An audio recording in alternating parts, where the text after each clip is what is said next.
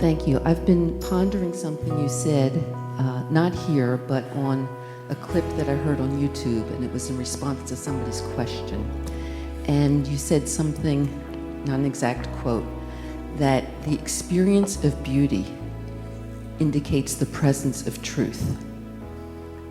And I was wondering what you meant by that, and realizing that on some level I know that in the presence of beauty, like my body's going to respond to it. Yes, beauty is, the experience of beauty is the collapse of the distinction between the observer and the observed, the perceiver and the perceived. When you're walking in nature, and do you not feel sometimes that you kind of melt into the landscape? You have this feeling of dissolving. You feel so completely one with your surroundings. I'm sure you know that Yes. feeling. Yes. That is and you say, oh, the landscape is so beautiful. It's not the landscape that is so beautiful, but because the subject and the object, or the separate subject and the separate object in that experience have collapsed. What you are experiencing is the taste of reality. That's what the experience of beauty is, the taste of reality. The truth is another name for that. Remember, Keats, truth is beauty and beauty is truth. That's all you know and all you need to know. They're the same thing.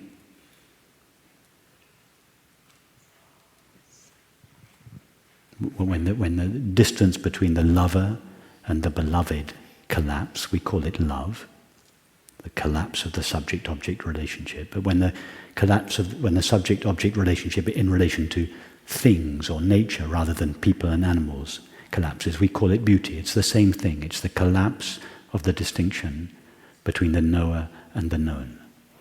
In relation to a person or an animal, we call it love. In relation to an object or nature, we call it beauty. It's the same experience. It is the experience of reality. It is the taste of reality. It is the truth. The truth, yes, yes. Human beings have three faculties of cognition. We think, we feel, and we perceive. These are the three channels: thinking, feeling, and perceiving. And the human being can approach reality through any of these three channels. The way of knowledge, the Jnana Yoga, is the path through the intellect. And the way of the Bhakti Yoga, the way of feeling or the way of love, is the path through feeling or devotion. And these two were well described in the spiritual traditions. Most of the spiritual traditions fall into these two categories. And then the third path, Rupa Yoga, it's the path of form or the path of beauty.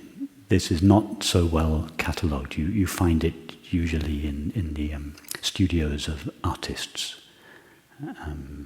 and musicians. It hasn't been formalized, the way of perception in the way that the way of the intellect and the way of love have been formalized. But there are these three ways. If we approach truth, or if we approach reality through the intellect, the form that reality appears in is truth. If we approach the same reality through feeling, reality appears in the form of love. If we approach the same reality through perception, the same reality appears as the experience of beauty. So truth, love, and beauty, they are all they're the same experience. They are revelations of reality. They are the taste of reality, but they have three different names depending on how they were approached, whether through the intellect, through feeling, or through love or devotion, or whether through perception. They're like three different portals onto the same space. For those of you that attend Francis's retreats, it's why there are, in his main room, it's why there are 3 doorways into his room, into the main room. They represent the 3 portals of thinking, feeling and perceiving. He built his house, he designed his house as a representation of this sacred geometry. I remember him saying to me at breakfast once, we were talking about, there's another little hill, which some of you have been to, Francis, you'll know, there's just down the road from his home behind Maria Pia's house, there's another little hill, which when I first started going, after he had, while he was building the house and after he had built the house, when I used to go and stay with him, I always thought that I would buy that hill and build a house on it. And we were talking about it at breakfast one day, and we were talking about the design of his house. And he went like this. He said, this house descended out of the mind of God. And I said to him, when I build my house on the hill over there, it will grow up out of the body of God.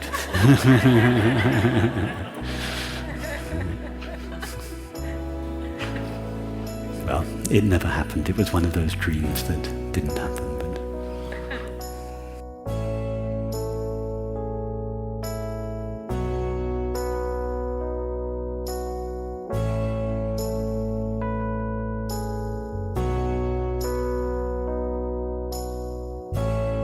I went on a beautiful hike this afternoon.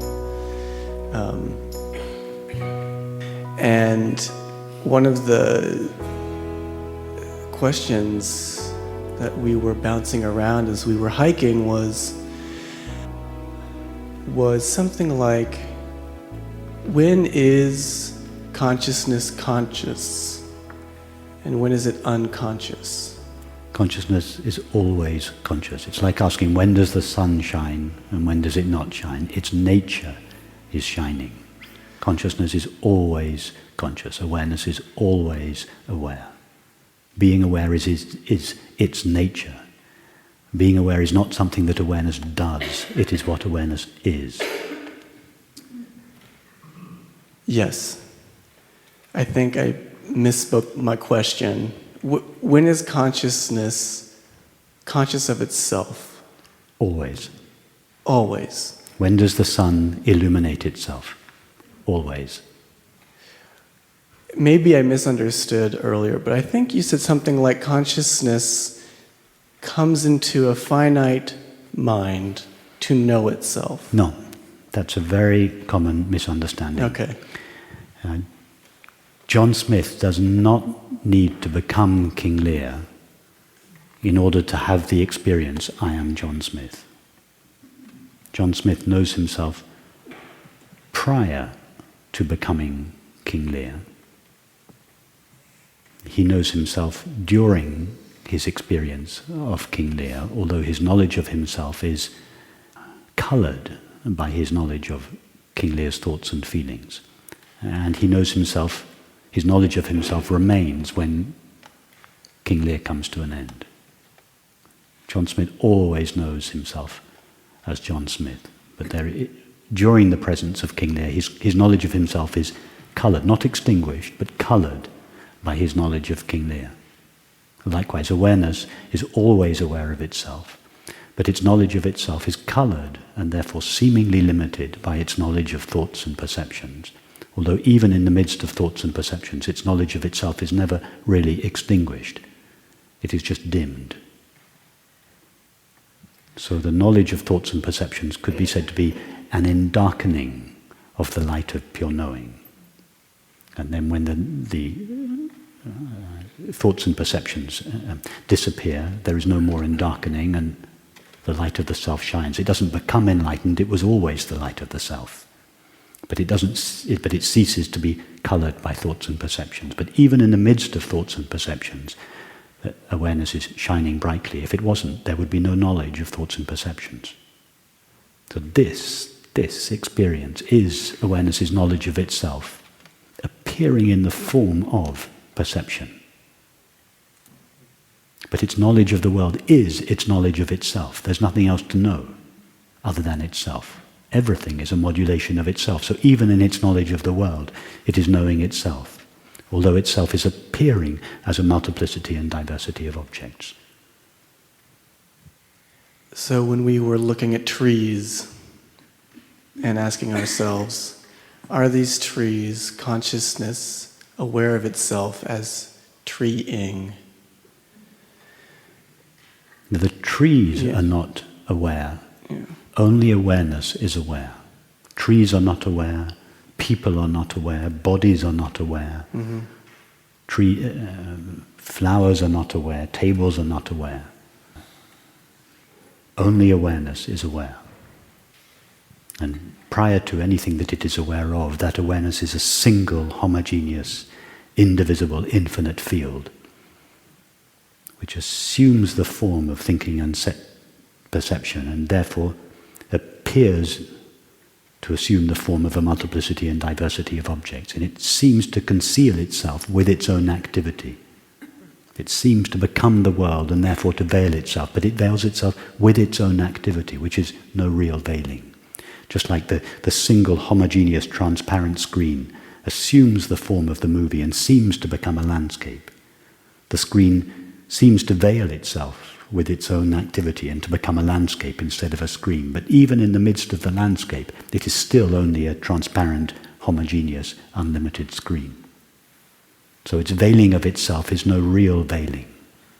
It only seems to be a veiling from the perspective of one of the characters in the movie. When one of the characters in the movie looks around, he doesn't see a screen. He sees space and trees and flowers. He thinks that they are real objects. They're not. The only reason he thinks they're real objects is because he thinks he's a real person. And in relation to the belief, I am a real person, all these things feel like real things. So if he investigates himself and finds out what he really is, the screen, then everything else is realized to be the same indivisible, infinite screen. And that character's drama winds out. The character's drama just does whatever it has been. It has a certain momentum to it as a result of its conditioning, and that momentum has to play itself out. But its momentum is not, the drama of the character was not written before the drama began. It is being written as the drama proceeds, albeit there are conditions that condition the way the drama goes. But the recognition of our true nature is an intervention in the drama and affects the drama. I agree. It doesn't stop the drama, but it does impact the drama. It impacts the drama. Yeah. The drama will still carry on more or less the same lines. You don't suddenly find one day you can speak Chinese or that you're living in Hong Kong. You still tend to wake up in the same bedroom and speak the same language. But it has a deep impact from the inside on the way we experience the drama, and that affects the way the drama appears. It affects particularly the quality of our relationships and our activities and our feelings and our thoughts. It affects all realms of experience.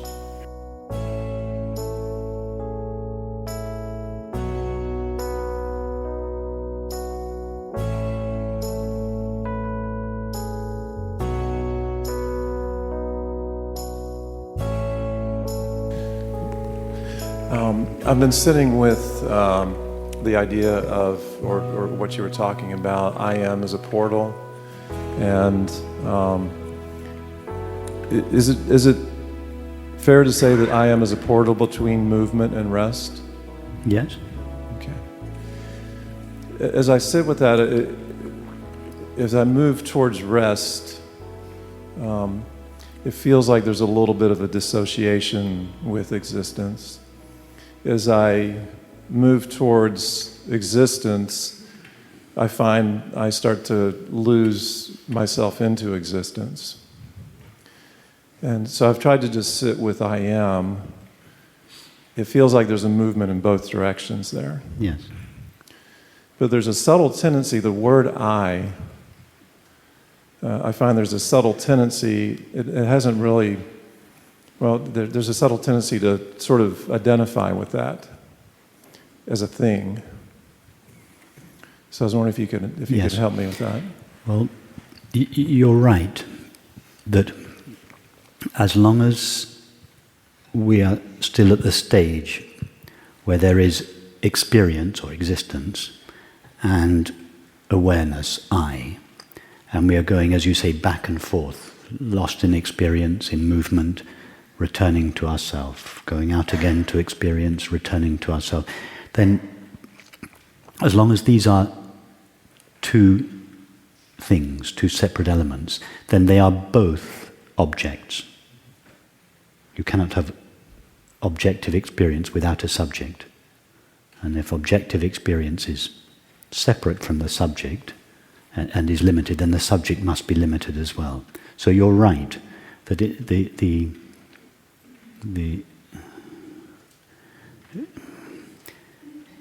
it's for good reason that you feel that the I that you return to, that is apart from experience, is somehow limited. It's the witness. The witness of experience is only one step back towards our true nature, because the witness, the observer, is separate from the witnessed or the observed.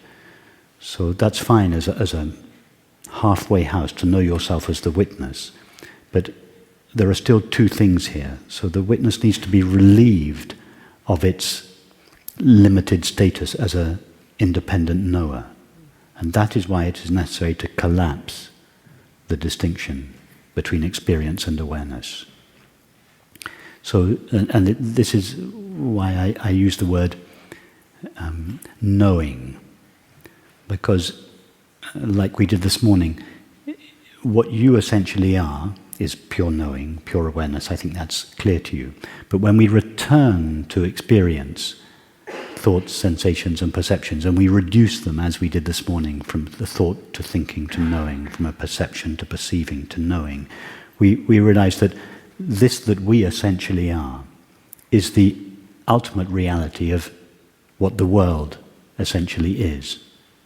So forget the word I, because the word I has this very strong connotation of being the witness or the knower of the known.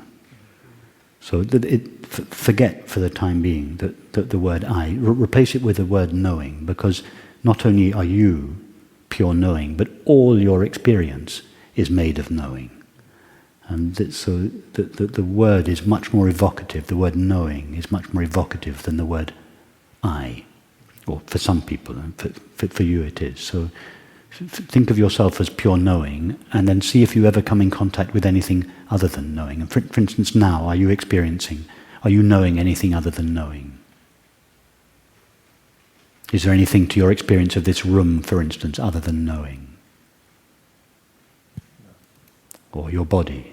Is there anything other than knowing to your experience of the body?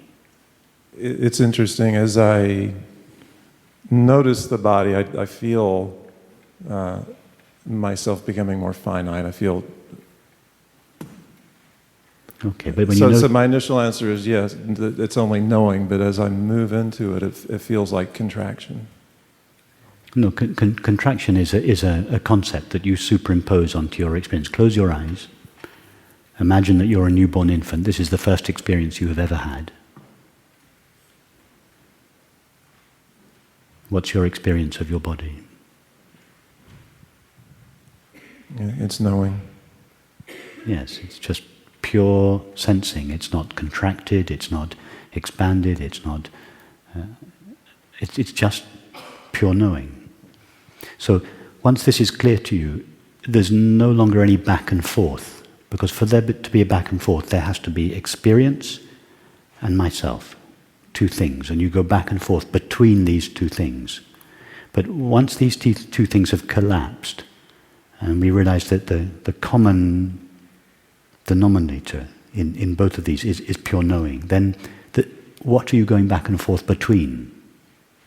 From knowing to what? What else is there in your experience that you could go back and forth from knowing to what? Instead of being a knowing, I was... Going to the known. Going to the known. No, but all there is to the known, we've already dispensed with the known. All there is to the known is knowing. So we've dispensed with the known and the knower. These are conceptual categories that are never found in experience. If we touch experience intimately, experience is always one thing, not two, advaita, always one thing. And that thing is knowing. And when that's clear, we no longer have to retreat from experience into ourself, because we would only have to do that if experience was something other than ourself that threatened ourself. And now there is just a single, homogeneous, intimate, indivisible whole. There's no question of going back and forth, because what would you go back and forth from and to? It's all knowing, wherever you go, and not wherever you go, because you are knowing. That's all there is in experience, is knowing. And that knowing is not known by something other than itself. There is just knowing. It's just a fact of experience. So when that's clear, you can dispense with the early steps in which we extricate ourselves from experience and recognize ourselves as the presence of awareness. That was just the first step that was necessary for one who is lost in experience. But we've moved beyond that. So that was a thorn that was used, that perspective, tracing your way back, recognizing yourself as a knower. That was a thorn that removed the previous thorn, but you now need to throw away both thorns.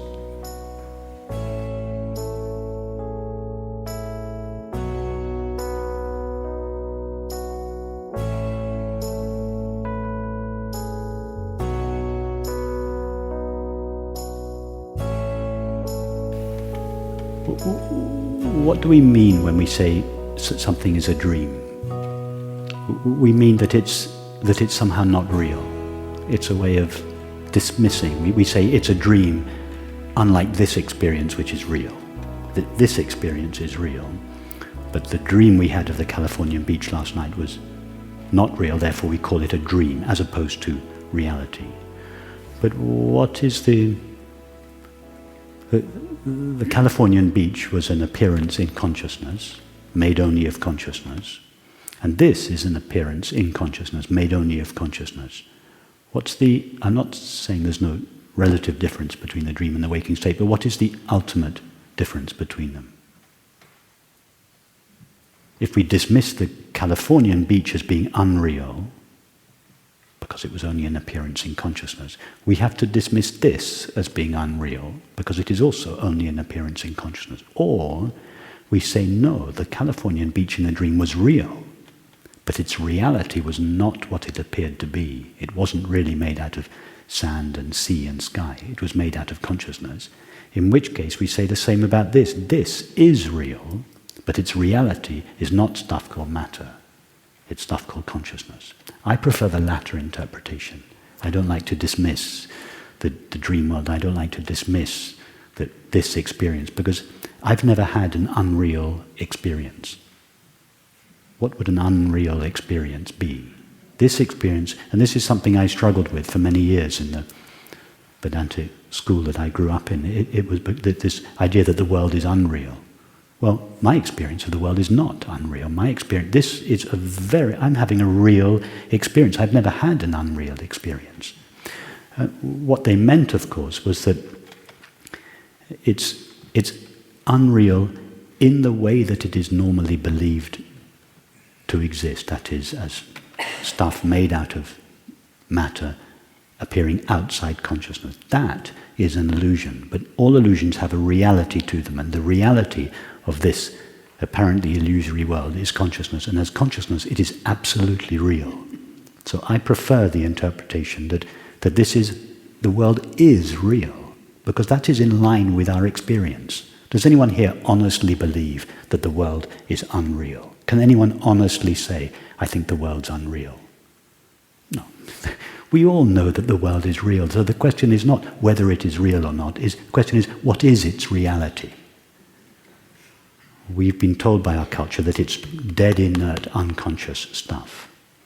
But here we explore that reality and we find that it's not. It's alive, knowing, conscious stuff. would you also say it's divine? As a concession to the belief that there are things that are not divine, I would say reality was divine. But if we don't grant that concession, that there are material things or unsacred things, then it's no longer necessary to call it divine, because divine only means something in contrast to something that is not divine.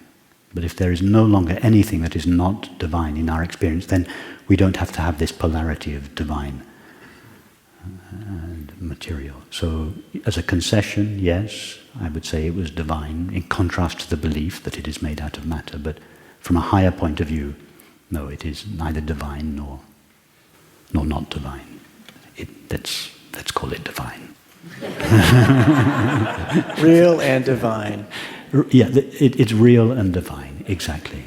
Yeah, divine, as long as by divine we don't mean pertaining to some realm at an infinite distance from ourselves. As long as by divine we mean impersonal, intimate, indivisible, and infinite. As long as that's what we mean by divine, then yes, it is divine. And absolutely real. There is no particle of experience that is not absolutely real.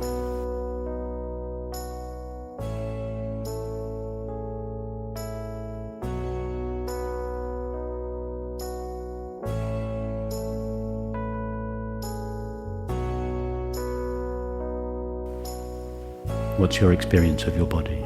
Pure sensing. It's not contracted, it's not expanded, it's just pure knowing. So once this is clear to you, there's no longer any back and forth, because for there to be a back and forth, there has to be experience and myself, two things, and you go back and forth between these two things. But once these two things have collapsed, and we realize that the common denominator in both of these is pure knowing, then what are you going back and forth between? From knowing to what? What else is there in your experience that you could go back and forth from knowing to what?